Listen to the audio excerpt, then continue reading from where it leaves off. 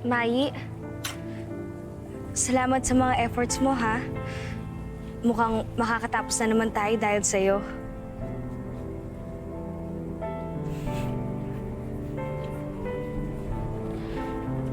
I know, hindi mo ina-expect. Pero na-realize ko na super halaga sa akin ng YFP. Ayoko mag-fail dito, Mai. Kaya salamat sa'yo at sa mga efforts mo. Tumatanaw ako ng gratitude sa'yo. Again, thank you, Mai.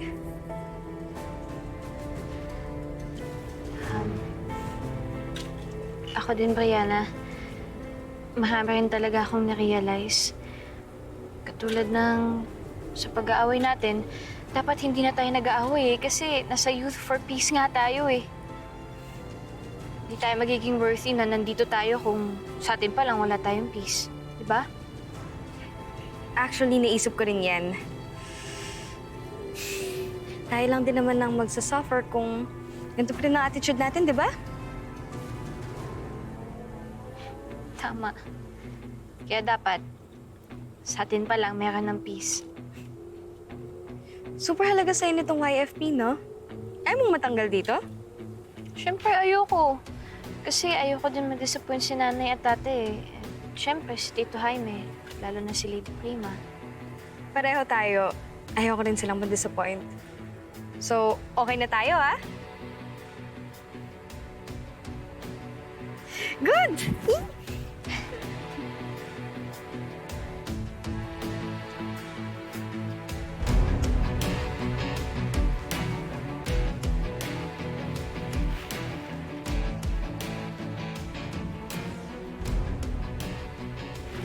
Alam mo, Mai, okay na nga tayo. Kaso sila Cedric at Nolan, hindi pa rin eh. Talaga ba? Oo, kasi nakausap kami ni Cedric. Ang sabi niya, may sama pa rin siya ng loob kay Nolan. Need na magkaayos tong dalawa. Baka sila pa ang matanggal dito sa program. Oo nga, no?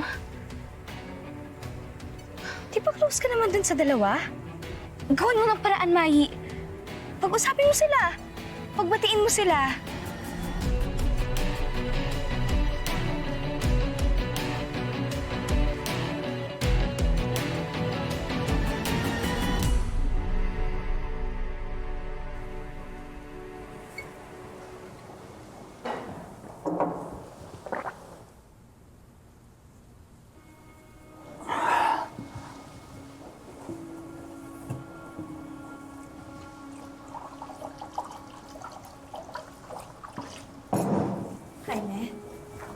Jaime, kanina pa kita hinahanap.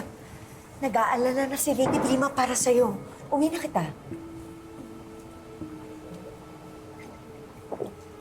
Ayoko umuwi. Ando si Lilian. Ayoko makita yun. Naalala ko lang yun. Ayoko umuwi.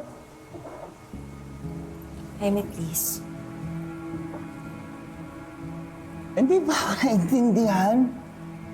Ayoko nga umuwi dahil pag umuwi ako nandun si Lilian, alam bang ginawa niya sa akin? Ha? Niloko ko noon, ginago ko noon. Tapos gusto mo umuwi ako? Hindi ako uwi. Ayoko. Jaime, tama na. Please don't do this to yourself. Ulit. Walang makakatulong sa akin ngayon. Walang makakatulong sa akin. Ha? Wala. Hindi kita kailangan dito. Get out! Stay away from me. Okay lang ako. Ang kulit nyo. Kaya nga ako mag-isa dito. Malis ka na.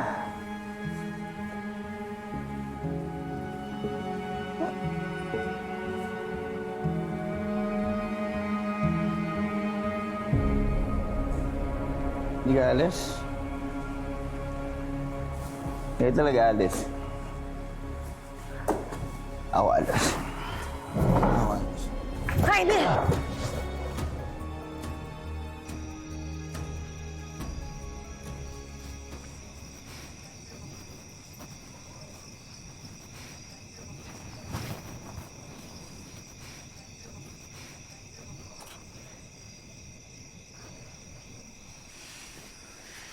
Uy! Cedric? Nolan? Anong ginagawa mo dito? Ha? Message ako ni Mai. Ikaw din? Nolan? Cedric?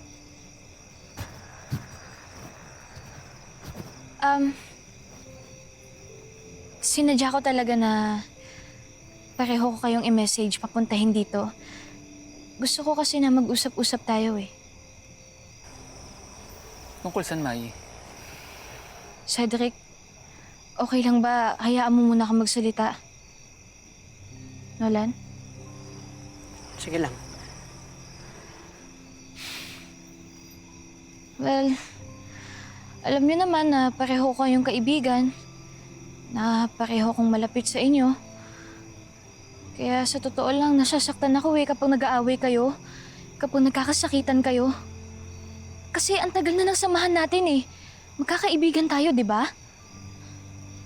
Kaya kung may issue man, sana maayos na natin yun. Willing talaga akong tumulong para maging okay yung lahat. Kasi by the way, kami nga ni Brianna, nagbati na kami. Okay na kami. Kayo pa kaya? Kaya nyo rin yun. Kaya nyo rin maging okay kasi ngayon lang din kayo nagkaaway ng ganyan, di ba? Anong ginagawa niyong tatlo dito? Miss Amanda. You're supposed to be in your rooms.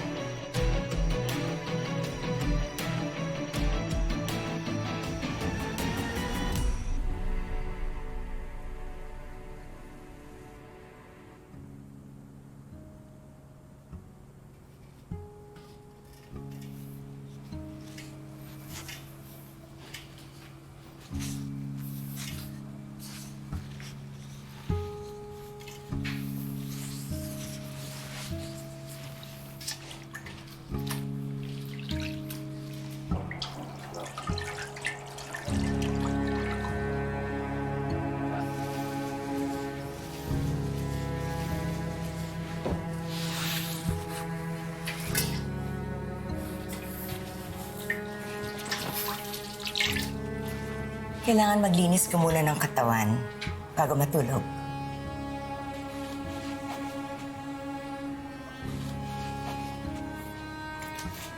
Gusto mo pagtimpla kita ng kape para mawala yung kalasingan mo? Bethany, hindi na ako lasing. Talaga lang. Tunayan mo nga.